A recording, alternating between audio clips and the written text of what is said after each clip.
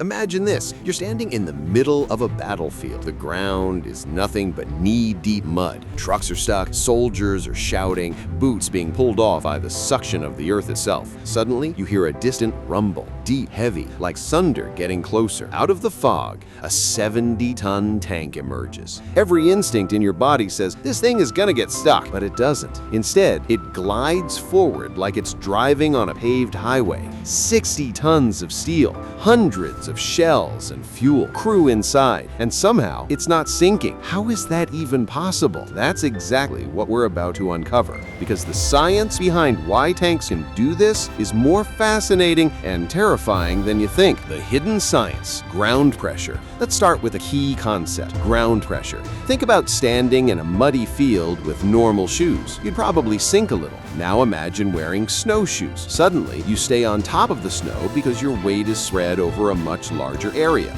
That's exactly what tanks do, but on a massive scale. A modern main battle tank like the M1 Abrams weighs around 60 to 70 tons. That's heavier than an 18-wheeler truck loaded with cargo. But here's the shocking part. Because of those massive tracks, a tank's weight is distributed so evenly that its ground pressure is actually lower than a regular car tire. In fact, some tanks exert less pressure per square inch than a human foot. Yes, you, walking barefoot, can sink deeper into soft mud than a 60-ton tank rolling past you. This single fact blows most people's minds, and it's why tanks are the kings of bad terrain. Tracks, the secret weapon. The tracks aren't just big wheels, they're a masterpiece of design. Each track is made up of dozens of steel-reinforced plates linked together like a giant chain. When the tank moves, the track lays itself down flat on the ground, spreads the weight, and then picks itself back up in a loop. You can think of it like the tank is continuously building its own temporary road as it moves forward.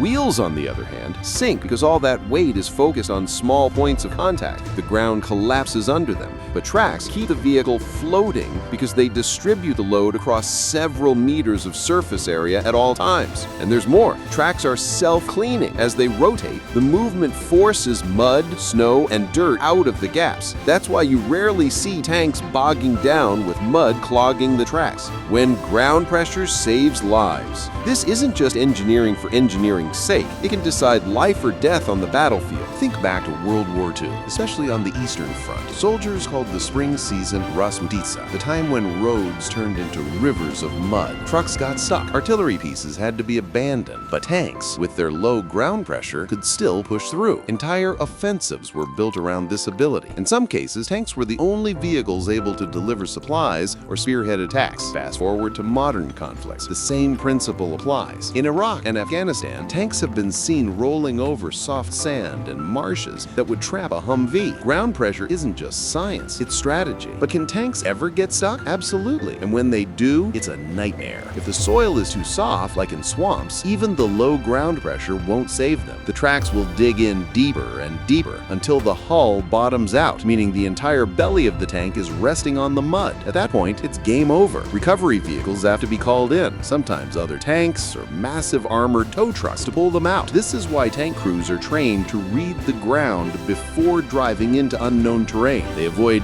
riversides, marshlands, or areas that look too unstable. So yes, tanks can get stuck, but thanks to their design, it happens far less than you'd think. The physics of power. Another reason tanks can move through mud is raw horsepower. A modern main battle tank has around 1,500 horsepower under the hood. That's more than 10 sports cars combined. That power allows the tank to keep its momentum, which is crucial in soft ground. If a tank stops in deep mud, it's at a higher risk of sinking in and getting stuck. Crews are trained to keep moving steadily to ride on top of the soft soil, almost like a boat staying on plane over water. The psychological effect. There's also a psychological reason this is so impressive. Seeing something so massive, so heavy, move so effortlessly is almost unnatural. It feels like watching a ship sail across land, and for the soldiers fighting alongside it, it's a massive morale boost. Imagine being a foot soldier in the rain, your boots filled with mud, freezing, exhausted, and suddenly this steel beast rolls past you, unstoppable. It feels like nothing can stop your side from winning. So the next time you see a tank rolling across a muddy battlefield in a movie, remember, it's not just brute force that keeps it moving. It's a perfect balance of physics, engineering, and power.